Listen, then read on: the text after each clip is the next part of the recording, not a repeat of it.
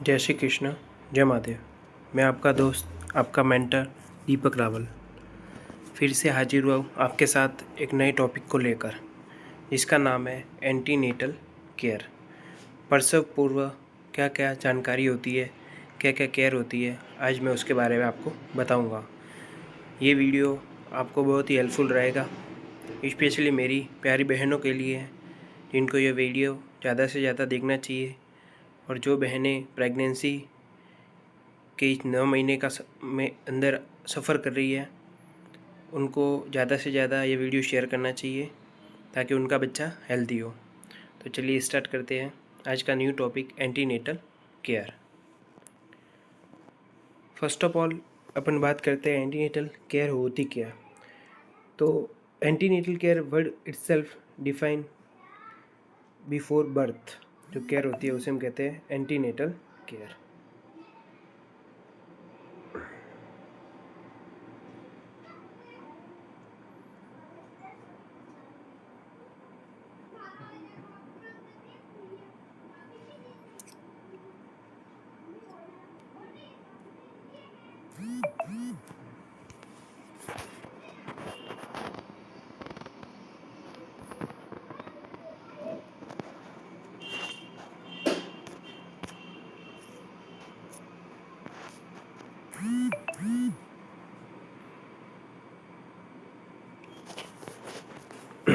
Antenatal care, antenatal word itself define its definition कि before birth जो केयर दी जाती है उसे हम कहते हैं एंटीनेटल केयर।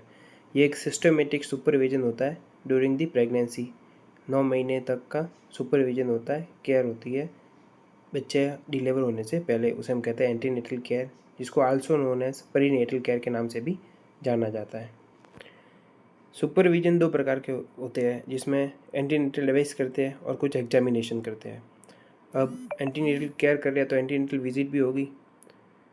तो first of all according to government of India 4 visit होती है, ठीक है, कि पहले 9 महीने में जो प्रेग्नेंट वुमेन है वो कितनी बार हॉस्पिटल विजिट करेगी।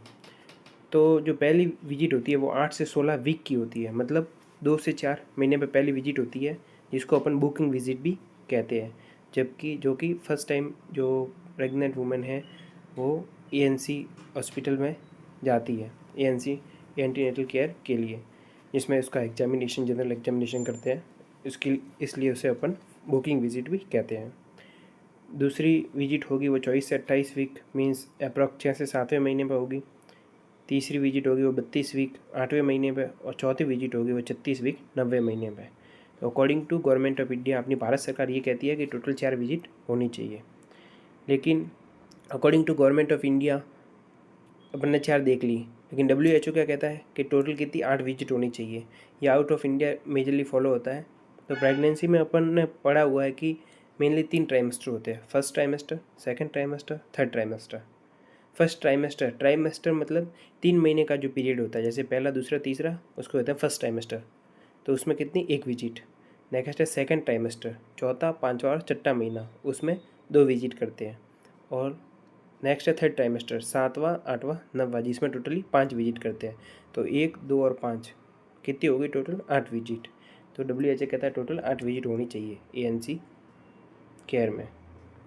अब मैक्सिमम विजिट कितनी हो सकती है, तो टोटल मैक्सिमम विजिट होती है 12 से 15, लेकिन आइडियली एक नंबर अपन को पूछा जाए तो 13 विजिट होती है। जैसे कि अपन ने देखा है प्रेगनेंसी में 9 महीने होते हैं, तो पहले 1 महीने से लगाकर 7 महीने तक 1 विजिट पर मंथ होती है, मीन्स 7 विजिट हो गई।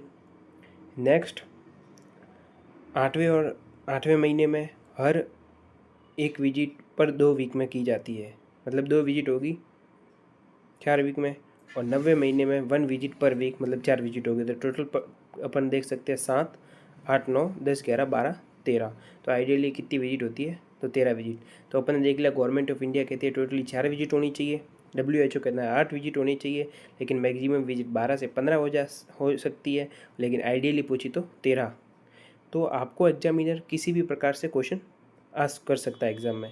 तो आपको देखना है गवर्नमेंट ऑफ इंडिया के द्वारा पूछ रहा है, या WHO पूछ रहा है, या आइडियल विजिट पूछ रहा है। जैसा क्वेश्चन आएगा उस हिसाब से आपका आंसर। जैसे अपन ने विजिट के बारे में बात कर ली, अब बात करते हैं पर्पज ऑफ एएनसी। अब एंटीनेटल केयर या एंटीनेटल विजिट करने का क्या पर्पज़ है। तो पहली बात आती है टू मैटरनल और फीटल वेलबींग, तो देखने के लिए कि जो माँ है वो एकदम हेल्दी है, स्वस्थ है, या डिलीवरी करवाने के लिए सफल है या नहीं है, जो उसके अंदर बच्चा है वो कैसा है, प्रॉपरली उसके ऑर्गन डेवलप हुए या नहीं हुए, कुछ उसमें एबनॉर्मलिटी तो नहीं है, वो चेक करने के लिए। To identify and risk factor in advance, पहले से ही पता लगा ले कि उसका अगर हेड नहीं है या फिर बच्चा है वो ज़्यादा किलो का है, उसको पैर नहीं है, तो इसमें अपन एडवांस देख सकते हैं। और to educate regarding physiological changes during pregnancy, और प्रेगनेंसी का जो 9 महीने का पीरियड है वो बहुत ही क्रिटिकल पीरियड होता है, जिसमें एक इमोशनली स्टेबिलिटी की भी ज़रूरत होती है, और बहुत सारे फिजियोलॉजिकल चेंजेस आ रहे हैं ड्यूरिंग 9 महीने में, तो अपन को ये एजुकेट करना भी बहुत ज़रूरी है उस मदर को। To provide antenatal advice and general examination of mother, और उसको जनरल एग्जामिनेशन करते हैं अपन, और एंटीनेटल एडवाइस देते हैं कि आपको क्या खाना है, क्या पीना है, कब नहाना है, कहाँ बैठना है, क्या सोना है। ठीक है, अब बात करते हैं प्रीनेटल कंपोनेंट्स, क्या क्या कंपोनेंट्स उसमें होते हैं। तो रेगुलरली चेकअप करना है उसका, अल्ट्रासाउंड स्कैन मतलब सोनोग्राफी करवानी है टाइम से टाइम, न्यूट्रिशनल गाइडेंस, खाना पीना क्या है वो बताना है, कौन कौन सी स्क्रीनिंग होंगी, कौन कौन सी टेस्ट होगी, कौन से ब्लड ग्रुप होगा वो उनको दिखाना है। लाइफ स्टाइल काउंसलिंग, आपको हर एक दिन आप कैसे चलना है, क्या खाना है, वो लाइफ स्टाइल काउंसलिंग बताएंगे। Monitoring vital sign, fetal heart rate क्या है, आपका टेम्परेचर क्या है, आपकी पल्स रेट क्या है, वो सब देखते हैं। सबसे पहला आता है जनरल एग्जामिनेशन। जब भी अपने पास कोई एएनसी विजिट के लिए महिला आती है तो आपको फिजिकल एग्जामिनेशन करना है। उस महिला का सबसे पहला इंस्पेक्शन देखना है कि वो महिला किस प्रकार से है, उसका वेट कैसा, हाइट कैसी है, वो देखना है। इंस्पेक्शन, अस्कल्टेशन, परकशन, पाल्पेशन करके देखना है। टोटली हेड टू टो, सिर से लगाकर पैर तक पूरा देखना है। सीबीसी, उसको टोटल ब्लड काउंट मतलब कितना है, डिफरेंशियल ब्लड काउंट कितना है, सीबीसी की रिपोर्ट, ब्लड ग्रुप लेना है। हीमोग्लोबिन चेक करना है, उसमें कितना हीमेटोक्रीट है। वीडीआरएल टेस्ट होता है वेनरल डिजीज रिसर्च लेबोरेटरी सिप्लिस के लिए। यूरिन का एग्जामिनेशन करना है। ब्लड ग्लूकोज देखना है, उसका शुगर कैसा है, ब्लड ग्रुप कैसा है, A positive, B positive, Rh factor, वो सब चेक करना है। ठीक है, स्पेसिफिक एग्जामिनेशन क्या करेंगे, रूबेला का टेस्ट करना है एक तो, फिर HIV, ह्यूमन इम्यूनो वायरस, जिसको ऑप्ट आउट एग्जामिनेशन भी कहते हैं। ये क्वेश्चन अभी हाल ही में एग्ज़ाम CHO में पूछा गया है कि HIV में कौन सा एग्जामिनेशन करते हो, तो ऑप्ट आउट एग्जामिनेशन। फिर LFT KFT मतलब लीवर फंक्शन टेस्ट, लीवर आपका कैसे काम कर रहा है, किडनी कैसे काम कर रही है वो देखना है। आइडेंटिफाई करना है कंजेनिटल एनामलीज, बच्चे में कुछ प्रॉब्लम तो नहीं है, वो अपन किससे कर सकते हैं, CVS कोरोनिकुलर सैम्पलिंग लेके, एमनियोसेंटेसिस लेके और कोडोसेंटेसिस करके। और कुछ मार्कर होते हैं जैसे double, triple, HCG, quadruple, anti scan, nuchal translucency देखने के, ये सब स्पेसिफिक एग्जामिनेशन अपन करते हैं। अब स्पेसिफिक एग्जामिनेशन करने के बाद कुछ एंटीनेटल एडवाइस दी जाती है, जैसे कि आपको रेस्ट करना है पूरे दिन में 10 घंटे।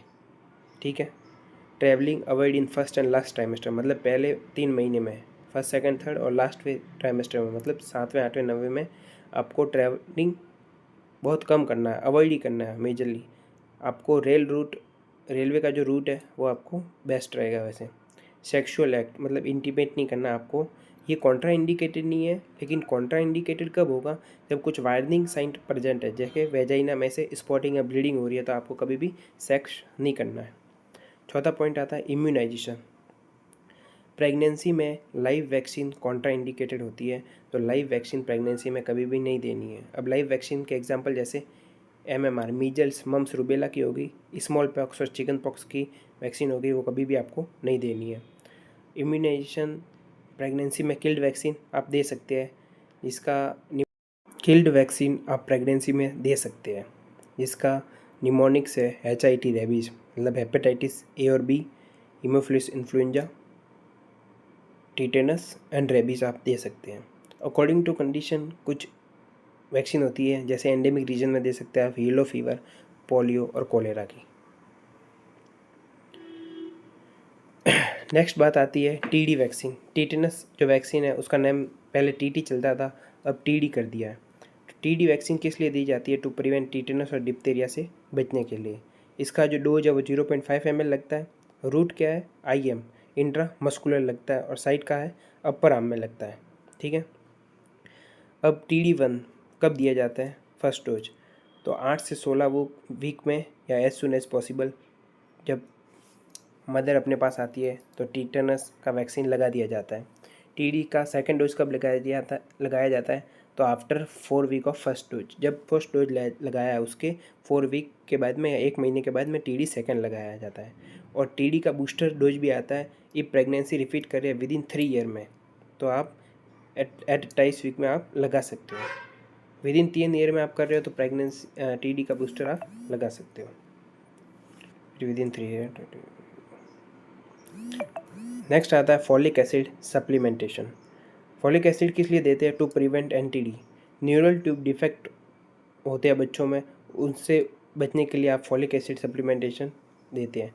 नॉर्मली आपने देखा होगा कि जो प्रेग्नेंट वुमेन होती है उसको फॉलिक एसिड और आयरन की टेबलेट दी जाती है। तो फॉलिक एसिड इसीलिए कि बच्चे में कुछ एबनॉर्मलिटी ना हो। नॉर्मल रिक्वायरमेंट कितनी होती है फॉलिक एसिड की? 150 माइक्रोग्राम पर दिन आपको चाहिए, लेकिन प्रेगनेंसी में यही जो मात्रा है वो बढ़कर 400 माइक्रोग्राम पर डे एक प्रेग्नेंट वुमेन को ज़रूरत होती है। अब उसके प्रोफाइलैक्टिक डोज होते हैं और एक डोज होते हैं थेरापेटिक डोज। प्रोफाइलैक्टिक डोज मतलब उससे बचाव से पहले प्रिवेंशन के लिए 400 माइक्रोग्राम या 0.4 mg अपन कह सकते हैं। और थेरापेटिक डोज मतलब आपको NTD के लिए हो गया है तो आपको 4 mg लेनी पड़ेगी फॉलिक एसिड की टेबलेट। अब जो प्रोफाइलैक्टिक डोज होता है उसको कब स्टार्ट करते हैं? Before 1 month before of conception. जब भी आप इंटीमेट कर रहे हैं, कंसेप्शन कर रहे हैं, उसके 1 महीने पहले से ही आप चालू कर देते हैं प्रोफाइलैक्टिक डोज। और स्टॉप करना कब करना है? After 3 month of conception. Conception के 3 महीने बाद में आपको स्टॉप कर देना। मतलब टोटली प्रोफाइलैक्टिक डोज कितने महीने ली जाती है? 4 महीने। थेरापेटिक डोज 4 mg लेना 3 month before the conception and 3 month after the conception. मतलब टोटली 6 महीने फॉलिक एसिड आपको लेनी है थेरापेटिक डोज के रूप में। नेक्स्ट बात आती है प्रेगनेंसी में नॉर्मल प्रेगनेंसी में कैल्शियम की रिक्वायरमेंट कितनी होती है? तो प्रेगनेंसी में 1000 से लेकर 1200 माइक्रोग्राम की नीड पड़ती है एक वुमेन को। नॉर्मली 500 mg की होती है और लैक्टेशन में 12 से 1500 मिलीग्राम की ज़रूरत होती है। Iron and folic acid supplementation दिया जाता है एक प्रेग्नेंट वुमेन को किससे बचने के लिए? जो भी फिजियोलॉजिकल एनीमिया होता है औरतों में उससे बचने के लिए आयरन और फॉलिक एसिड की टेबलेट दी जाती है। और टोटल आयरन का रिक्वायरमेंट कितना होता है? तो 1000 mg ड्यूरिंग द प्रेगनेंसी। अब एक स्कीम चलाई गई एनीमिया से बचने के लिए, एनीमिया मुक्त भारत प्रोग्राम, जिसमें आयरन फॉलिक एसिड की टेबलेटों को मैंडेटरी कर दिया कि हर वुमेन जो प्रेग्नेंट है उसको लेनी ही लेनी है। जिसमें एलिमेंटल आयरन है 60 mg का, एब्जॉर्ब होगा वो होगा 15 mg, और फॉलिक एसिड देते हैं अपन 500 माइक्रोग्राम। ठीक है। अब आयरन फॉलिक एसिड का सप्लीमेंटेशन स्टार्ट कब करना है? तो फ्रॉम 4 मंथ या 16 वीक से आपको स्टार्ट कर देनी है आयरन फॉलिक एसिड की टेबलेट। कंटिन्यू फॉर 180 डेज और 6 मंथ के लिए आपको 6 महीने तक लगातार लेनी है या 180 दिन तक। किससे बचने के लिए? एनीमिया से बचने के लिए। और आफ्टर डिलीवरी भी 6 महीने या 180 दिन तक लेनी है ताकि आप में टू रिप्लेस नहीं आयरन, जो भी आयरन लॉस हुआ है ड्यूरिंग द डिलीवरी, जो ब्लड लॉस हुआ तो आयरन वापस से मिल जाएगा। तो टोटली आपको 12 महीने या 1 साल आपको आयरन फॉलिक एसिड की टेबलेट दी जाती है। न्यूट्रिशन में देखना आपको calcium, protein, iron, folic acid, calorie ये सब लेना है। अब एंटीनेटल में हाइजीन क्या है? तो पूरे दिन में 10 घंटे रेस्ट करना है। ठीक है। स्लीप लेनी है अच्छे से, आपको रेगुलरली हाइजीन मेंटेन करनी है, नहाना है, कपड़े हैं वो धो के अच्छे से पहनने हैं, कोइटस एक्ट मतलब इंटीमेट पार्टनर के साथ सेक्स नहीं करना है, ट्रैवलिंग कहीं नहीं करनी है, द अल्कोहल नहीं पीना है, वरना पेशेंट में जो आपका बच्चा आपके बच्चे में अल्कोहलिक हाइडेंटिन सिंड्रोम मतलब बच्चे में भी वो सिम्टम आएंगे। और इम्यूनाइजेशन में किल वैक्सीन आप दे सकते हैं, टीटेनस की वैक्सीन मेजरली आप देते हैं। असेसमेंट एएनसी विजिट क्या क्या करते हैं वो अपन ने पहले पढ़ दिया कि वेट चेक करेंगे, बीपी देखेंगे, उसके फीटल हार्ट रेट देखेंगे, यूरिन का एग्जामिनेशन करेंगे। ठीक है। न्यूट्रिशन की बात करें तो कैलोरी की रिक्वायरमेंट कितनी होती है? तो सबसे पहले नॉन प्रेग्नेंट में अपन ने देख लिया कि सेडेंट्री वर्कर होते हैं, उसमें जो ICMR है वो कहता है 1660 किलो कैलोरी होनी चाहिए, और दूसरी गाइडलाइन कहती है कि 1800 किलो कैलोरी पर डे होनी चाहिए। जो मॉडरेट वर्क काम करते हैं वर्कर होते हैं उसमें 2100 किलो कैलोरी पर डे, और हैवी वर्कर है जो ज़्यादा काम करते हैं, मेहनत का काम करते हैं, उसमें 2700 किलो कैलोरी पर डे। लेकिन इन प्रेगनेंसी के बारे में बात करें तो एडिशनल रिक्वायरमेंट कितनी होती है, plus 350 kilo calorie per day.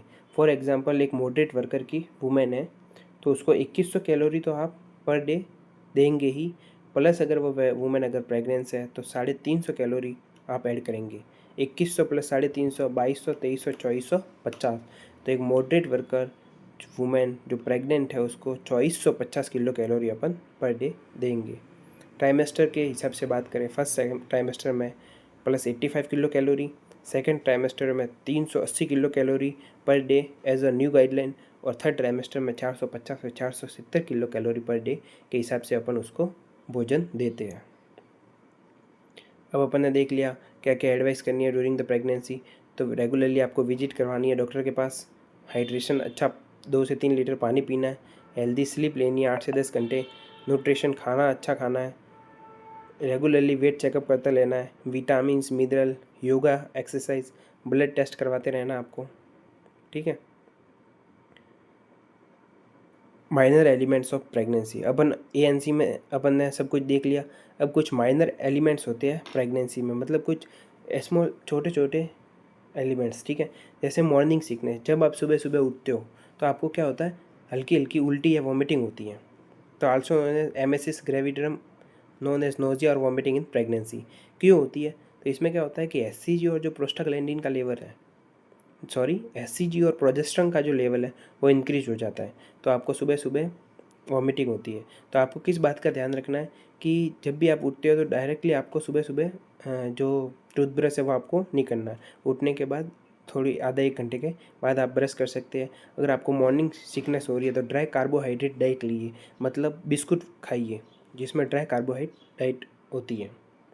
Heart burn हो रहा है पेशेंट का, मतलब लगता है कि दिल जला जला लगता है। अब कहते हैं दिल जले, कुछ पेशेंट ऐसे कहते हैं, या फिर यहाँ पे जलन हो रही है तो हार्ट बर्न उसको कहता है। कि ये भी किसके वजह से होता है, तो लोअर स्पिंक्टर है वो रिलैक्स हो जाता है इसोफेगस का, या फिर इंक्रीज हो जाता है प्रोजेस्टेरोन। तो आपको क्या करना है, थोड़ा थोड़ा हर 1-2 घंटे में खाना है। प्रोवाइड स्मॉल एंड फ्रिक्वेंट मील, और आपको मसालेदार जो खाना है वो आपको नहीं खाना है, मसालेदार जो भोजन है वो आपको अवॉइड करना है। तीसरा है सिनकॉप मतलब बेहोशी जैसा लगता है आपको प्रेगनेंसी में। तो transient loss of consciousness, temporary थोड़े समय के लिए आपकी जो कॉन्शियसनेस है, मतलब आपको अवेयरनेस है वो आप लॉस कर देते हैं। तो आपको क्या करना है, चेंज पोजीशन ग्रेजुअली। जैसे कि आप बेड पे सो रहे हो, बेड पे सोने के बाद अगर आप जल्द सुबह उठते हो तो आपको उठने से पहले थोड़ी देर बेड पे बैठना है 5-10 मिनट, फिर उठना है, फिर खड़े रहना है 5 मिनट, फिर आपको चलना है। तो पहले सुपाइन पोजीशन बैठेंगे, फिर सीटिंग 5 मिनट और फिर स्टैंडिंग होगी। अब प्रेगनेंसी में एक मेजर प्रॉब्लम होती है कॉन्स्टिपेशन की, जिसे हम कहते हैं कब्ज। ये भी किस वजह से होता है, क्योंकि प्रोजेस्टेरोन का लेवल बहुत हाई होता है, और जो सारी मसल्स है आपकी स्टोमक की वो रिलैक्स हो गई है, और जो पेरिस्टाल्टिक मूवमेंट होता है वो भी डिक्रीज हो गया है। तो आपको क्या करना है, इंक्रीज फ्लूइड इनटेक, आपको ज़्यादा से ज़्यादा पानी पीना है 2 से 3 लीटर, और हाई फाइबर डाइट आपको खानी है। हाई फाइबर डाइट जैसे खीरा खा सकते हैं आप। वेरिकोज वेन में क्या होता है कि जो आपकी काफ मसल है, आपका जो लेग है उसकी काफ मसल और काफ रीजन में आपकी जो वेन्स है वो क्या हो जाती है लंबे समय से खड़े रहने पर, या फिर प्रेगनेंसी में भी ऐसे कंडीशन होती है, वे जो वेन्स है वो डायलेट हो जाती है, ठीक है। तो आपको क्या करना है, अवॉइड करना है स्टैंडिंग पोजीशन में खड़े रहना। आप ज़्यादातर देर तक खड़े ना रहें, और फुट को हमेशा क्या रखें, अपनी एलिवेटेड रखें, तो आपको ये प्रॉब्लम नहीं होगी। तो ये जो माइनर एलिमेंट्स हैं ये प्रेगनेंसी में हर एक औरत में देखे जाते हैं, और आपको इस तरीके से आप उसको ट्रीट कर सकते हैं। अब आपने एनीमिया मुक्त भारत प्रोग्राम बनाया गया गवर्नमेंट के द्वारा, जिसमें 6x6x6 स्ट्रेटजी चलाई जाती है, और 2018 को ये ministry of health and family welfare के द्वारा लॉन्च किया गया, ठीक है। इसमें 6 बेनिफिशरीज, 6 इंटरवेंशन और 6 इंस्टीट्यूशनल मेथड, इसमें आपको कैसे एनीमिया से आप मुक्त हो सकते हैं इसके लिए ये बनाया गया, ठीक है। अब air travel not recommended after, जब मोर देन 36 वीक हो जाए, जब 36 वीक से ज़्यादा हो जाए कि आपकी प्रेगनेंसी, तो आपको एयर ट्रैवलिंग नहीं करनी है। फिजिकल एक्सरसाइज है और 30 से 45 मिनट वॉकिंग पर डे करनी है अलाउ। कम से कम पर डे आपको 30 से 45 मिनट चलना है, मतलब वीक का 150 मिनट आपको चलना ही चलना है। एक्सरसाइज करनी है हल्की फुल्की, ठीक है। तो ये आज हमने बात की ANC एंटीनेटल केयर विजिट के बारे में। इसमें कितनी विजिट होती है अपन ने ये देखा, WHO के द्वारा कितनी विजिट होती है, तो 8 visit, government of India 4 visit, ठीक है, और आइडियली पूछे तो 13 विजिट। ANC ये बहुत ही इंपॉर्टेंट टॉपिक है जो हॉस्पिटल पर्पज़ में काम कर रहे हैं, हॉस्पिटल एरिया में उनके लिए भी, और जो कॉमन पब्लिक है कम्युनिटी में उसके लिए भी बहुत ज़रूरी है। तो आज का वीडियो बनाने का मेरा यही उद्देश्य है कि ये वीडियो हर एक उस मदर के पास या फिर बहन के पास पहुँचे और वो बहन उसको वीडियो को देखे, अपने जीवन में उसको चीज़ को उतारे कि कैसे खाना है, क्या पीना है, कितने कैलोरी का क्या चीज़ खाना है, प्रोटीन कितना लेना है, विटामिन कितना लेना है, कैल्शियम कितना लेना है, ताकि कौन सी वैक्सीन लगानी है, कौन सी वैक्सीन नहीं लगानी है, वो सब उनको पता लगे। और इन प्रेगनेंसी में अपन ने माइनर एलिमेंट्स के भी बारे में बात की कि आपको सिनकॉप हो रहा है, आपको मॉर्निंग सिकनेस हो रही है, कॉन्स्टिपेशन हो रहा है, तो उनको कैसे रिजोल्व करना है अपन ने ये देख लिया, ठीक है। तो इसमें से ही क्वेश्चन उठेंगे। अगर आपका ANC का टॉपिक आता है, अगर एग्जामिनर इसमें से क्वेश्चन उठाता है तो आपको पूछेगा कि कितनी विजिट हो सकती है, कितनी विटामिन कैलोरी की रिक्वायरमेंट होती है, ये पूछ सकता है, और जो NTD का डोज है, थेरापेटिक और प्रोफाइलैक्टिक, ये पूछ सकता है। तो थैंक यू फॉर वॉचिंग। आपने ये वीडियो इतना ध्यानपूर्वक सुना उसके लिए बहुत बहुत धन्यवाद आपका। अगर आपको ये वीडियो पसंद आए तो लाइक करिए, शेयर कीजिए, सब्सक्राइब कीजिए, और हर एक उस वुमेन या बहन तक ये वीडियो को पहुंचाइए ताकि उनको हेल्प मिले। धन्यवाद।